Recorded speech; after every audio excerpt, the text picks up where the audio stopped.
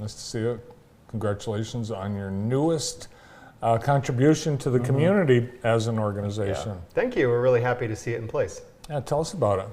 Well, we have a bike repair station, and it's along the MLK Equality Trail, which is our main pedestrian trail, and it's located at New Leaf Park, and it's the cylinder we're looking at right there, so you can put your bike up on there, so you can do just simple fixes, maintain your bike, keep it in good shape. Maybe you're on the trail and in need of a quick fix, need to tighten something, like you see right there.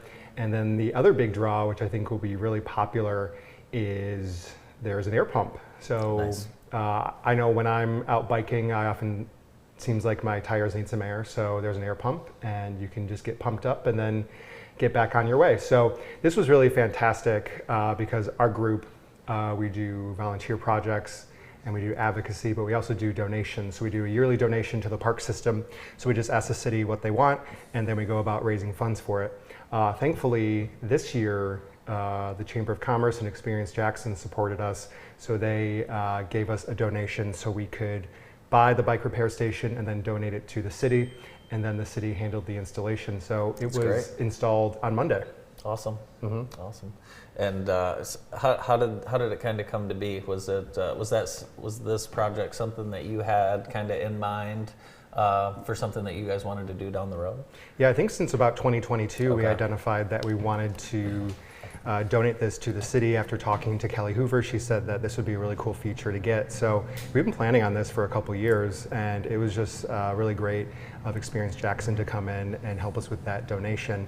And we wanted to help bolster bicycle connectivity in the Jackson area, and they want to do the same thing as well. We have a lot of great outdoor recreation opportunities, not just in the city, but all over the Jackson area and Jackson County. So I know Experience Jackson wanted to help support that and bolster it even more.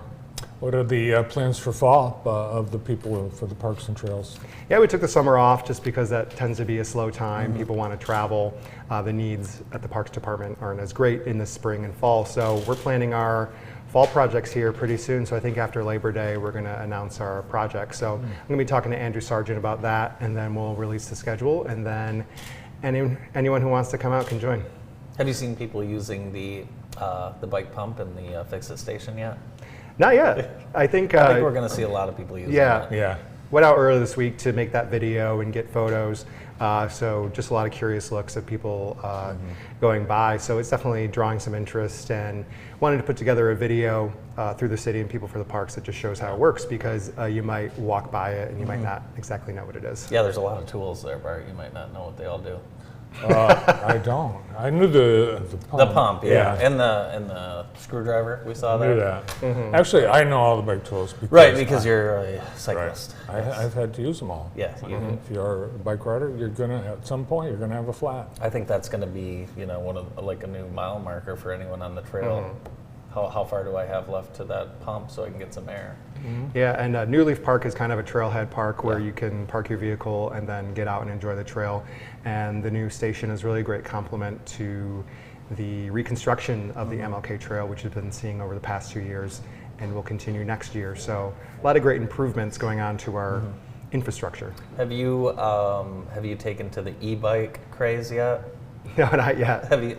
That'll be interesting, because e-bikes can now be on trails, right? Well, they have always been able. Okay. Now they can be on the state trails, unpaved trails. Okay. Yeah. Okay. But the e-bike is a vehicle for those people with special needs, and those are allowed as part of the ADA. Absolutely. On bike trails, of course. But it's taken over. The bike, the e-bike outsells the regular bike, which is interesting because they're so much more expensive. That's true. I think some people are using them more so for transportation.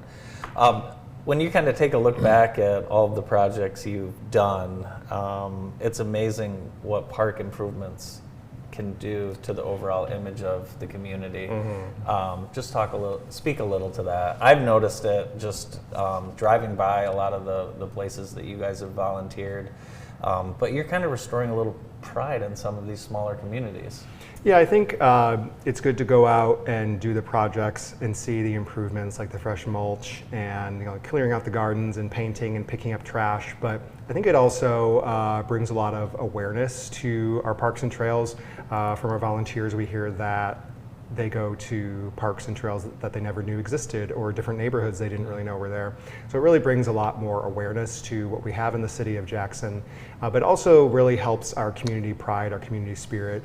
I just think when we can come together to take care of our public spaces, that just really bolsters everyone. You lift up one thing, you lift up the entire community too. So it's been very good for the community, but it's also just been good for people to get together.